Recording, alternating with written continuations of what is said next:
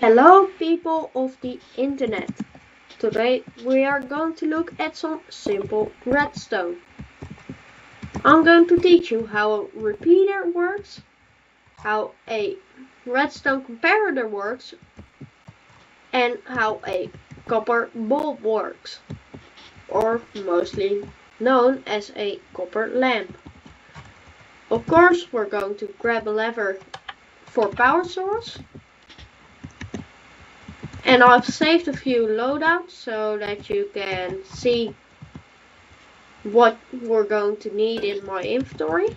So this is a little redstone dust. You can activate with a lever, pressure plate, or anything else you find that can, power it. You can find it in the redstone blocks tab.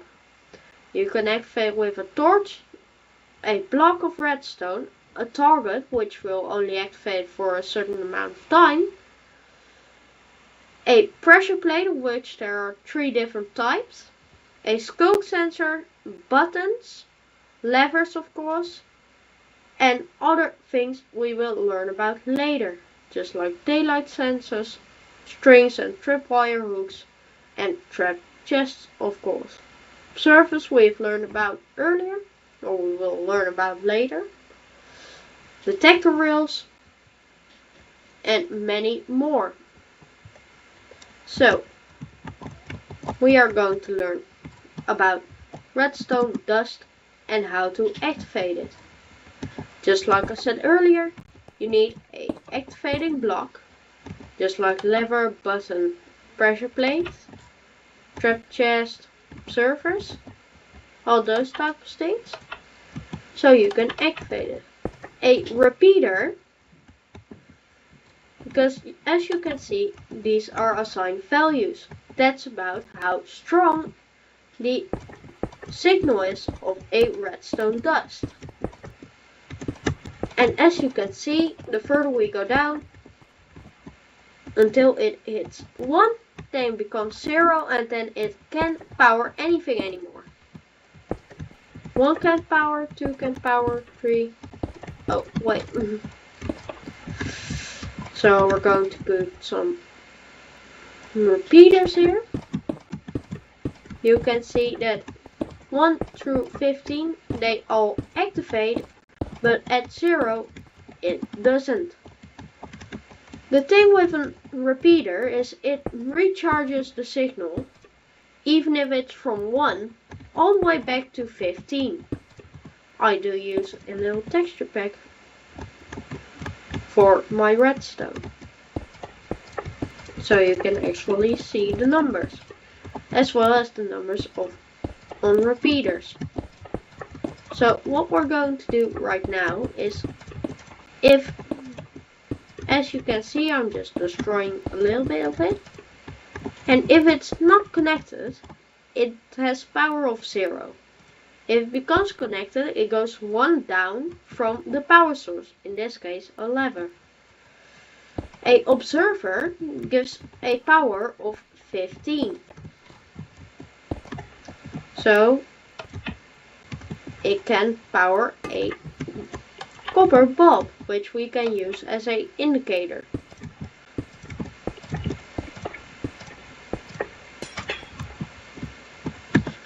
So what we're going to do now is, of course, you got the redstone dust, but then you might ask, can't you just directly use a repeater? No, or actually yes in this case. I'm normally used to Bedrock Edition, so there it doesn't work. Here on Java Edition it does. So if you will look, can activate from any angle, doesn't really matter. And that's also how it works with redstone dust. So as we have seen earlier, it can recharge a signal from 14 to 1 all the way back up to 15. It will repeat the signal, or it can give power to a source, like a copper bulb, which we can do right here. I go to the lever. You can see that it powers the bulb. So the next thing that we're going to do is a copper bulb. It has a pretty interesting feature that you have to repower it to turn it off, as we've seen earlier. So you power it on, take the power off of it, it still glows. You turn the power back on, it goes off. So you can use it to just like make a two-way lamp that you've got to turn it on, turn it off, and turn it back on, so that the light goes on or off. So now we're going to do something with the comparator. With the comparator, we can take the power out of a copper bulb, so that we can take a turn on thingy, or a turn on segment, if you want to call it that. You turn it on, goes back to 15 of course, but I turned it off. It still glows, so the comparator still takes power. So if we turn it off, the comparator loses power, the rest of the redstone does too. In many more of my trapping videos, you can also see that I will use it to make a sticky piston stay up, just like I did there. So what we're going to do right now is another function of the comparator, because a comparator has two settings: closed or open. If you take it closed and we have another power source going into it, it still exports. If we make it open and there's another power source, it will close. So there's no more power going out of it. You can use it in a bit of a strange way, as I like to do. I will take it here, put it into another copper bulb, take it off. Well, I built it wrong again. So we're going to repeater bulb comparator, which will be closed. We will put it into another bulb, repeater bulb comparator, and we will make it a 4-way activation. So first, because of this power, it will keep on powering this, which will power against this one.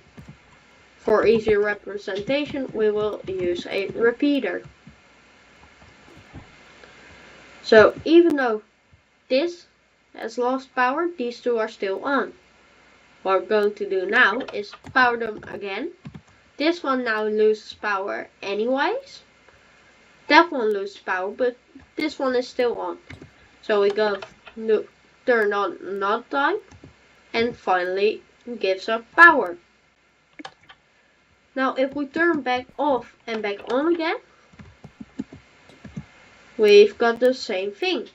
It doesn't reach power.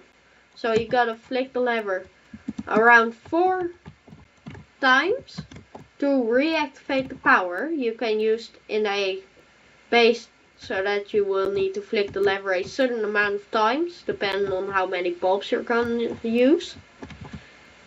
And that's how you can make a, let's say you want to make it 16.